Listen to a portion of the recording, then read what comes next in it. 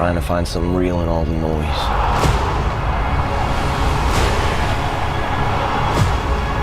You always do.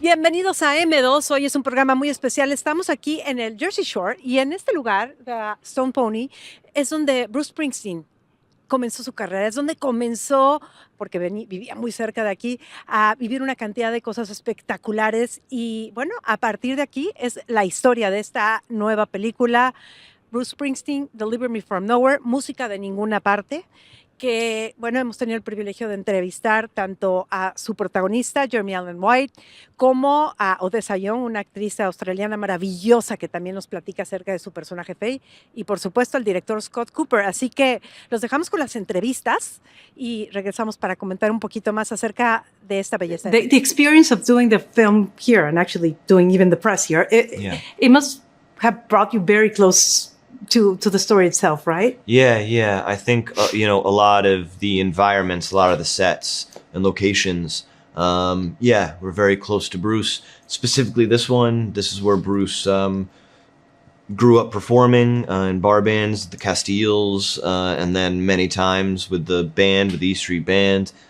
He met Patty, his wife here. There's a lot of history. Scott just told me that when he knew he was finally going to be able to do this, and he told Bruce about you. He said that he's perfect.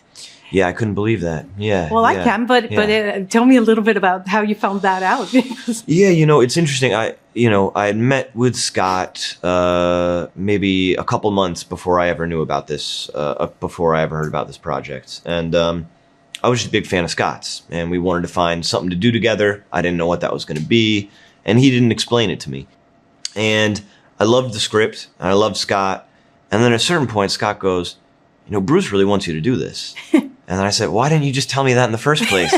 And that really changed my mind. I thought, if he's comfortable having this story told, and if he's behind the movie, and if he's with you, Scott, and if he really wants me to do it, then, I think we can try. We have to try. It's also not a story everybody knows. Yeah. And when we think about, this is not a biopic itself, but stories about the great musicians and artists that we've loved for so many years, there's usually a story about excess or drugs.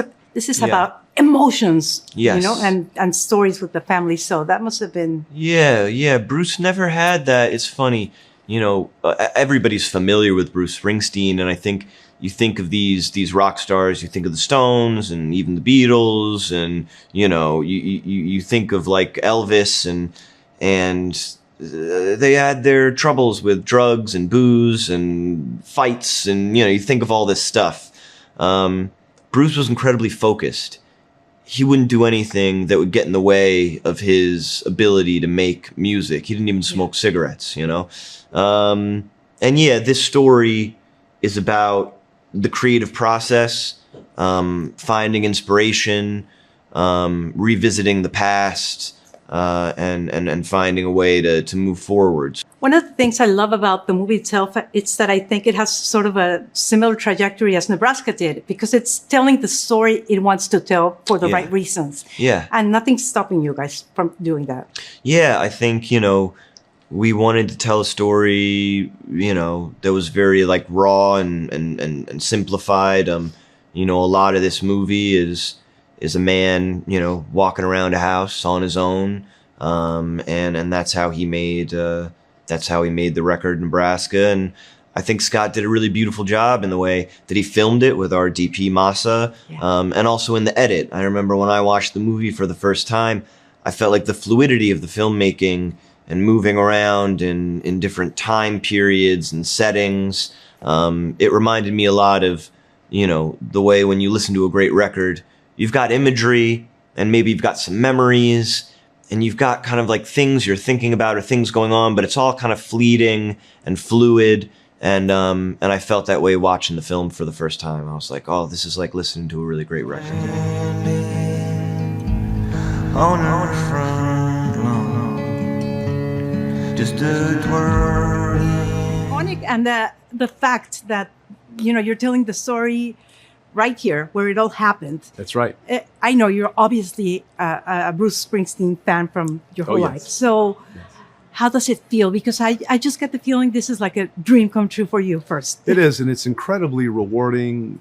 Bruce's record, Nebraska, had a great deal of special resonance for me for many reasons. And to be able to tell his story, he said no to so many overtures for many wonderful directors to tell parts of his story. But now that I've made the film, I've released it in some fashion, and people have come to me to say, Scott, this really moved me.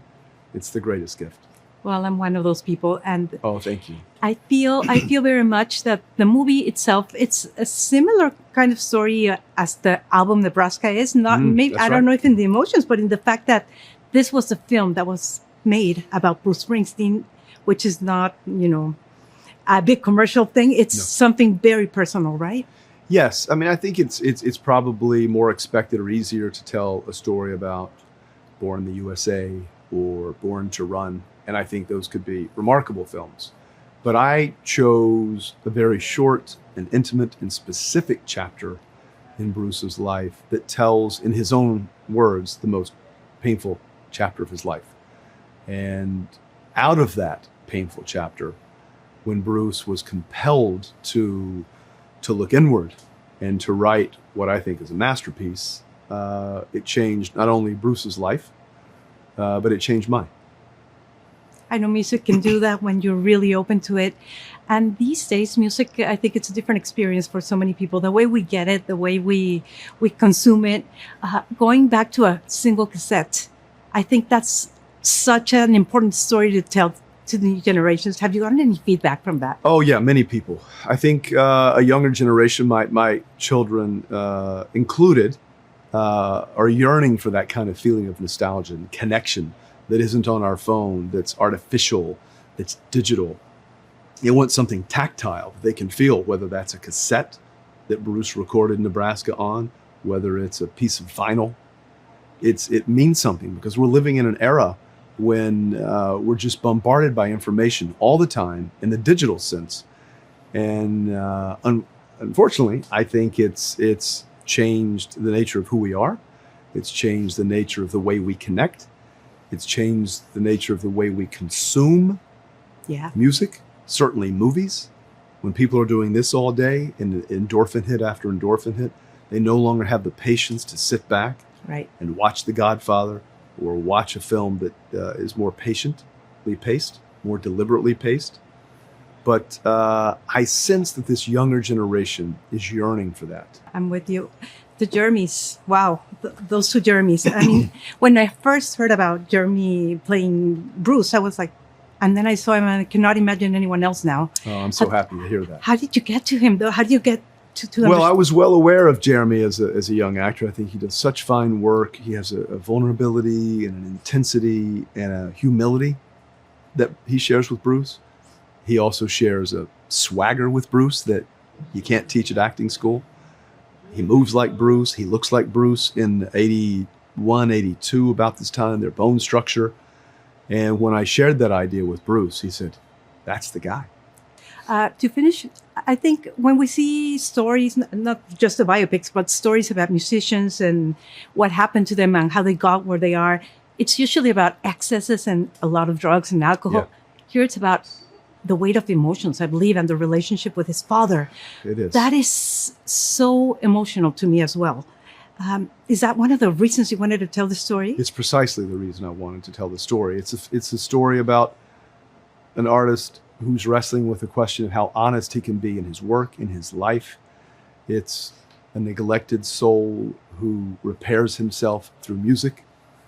His father was very cold and dispassionate towards him because his father suffered a mental health crisis that went undiagnosed for years.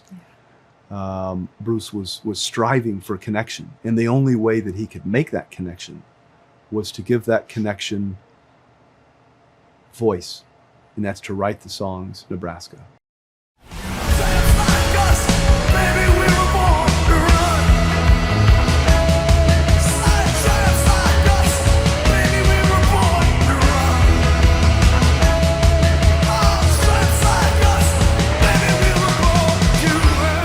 just went through a wonderful trip with Faith. Because I think she's very much, in many ways, every girl, right? Yeah. I know she's based on different women, but as I was hearing you made her your own, right? Yeah. I think, because she's not a specific person from Bruce's life that I could, look up or call or have a conversation with or something. I was given a lot of generous freedom by Scott and also by Bruce, who was kind of giving his blessing to things that we were doing in the movie to just kind of make her what she needed to be for the story, which I think is just somebody who was very trying to lead by example in a fearless way. Could kind of see the ways that Bruce was led by fear and trying to guide him away from that. Well, she certainly does. And I know you campaigned for this role, or at least I heard that. How did that go? How did you find out? It went well, I guess. Obviously, we're here. I hope. Well, I know the movie that's everything that we need to see. But how was the experience for you? It was very nerve-wracking and very vulnerable. And I think that as an actor, you have to, because you deal with so much uncertainty and so much rejection and so much kind of putting yourself out on the line and then trying to protect yourself against giving too much of yourself away. There's like all of these kind of, you're always in a balancing act of like vulnerability and self-protection. And I think when I sent this letter, I really needed to make a decision that I didn't want to protect myself. It just remained important to me to try not to mitigate my own experience at the risk of seeming like a little too nerdy or uncool about Bruce or like a little too excited or something. Like, this is a big deal for me and I want to treat it like that. Ahí lo tienen, no se la deben perder. Véanla en cine si puede y les recuerdo, no es una película que sea un biopic completo, no es la historia completa de su vida, es un momento muy específico acerca de este álbum tan maravilloso y tan único que es Nebraska, que bueno, hizo entre 1981, el mundo lo conoció realmente en 1982 y luego todo explotó. Bruce Springsteen dijo que tenía que ser, como él nos decía, Jeremy Allen White, le encantó que fuera él quien lo representaba y francamente tiene toda la razón del mundo, el jefe. Con eso nos quedamos por hoy. Muchísimas gracias. Desde Jersey Shore, aquí, enfrente del Stone Pony, Susana Moscatel.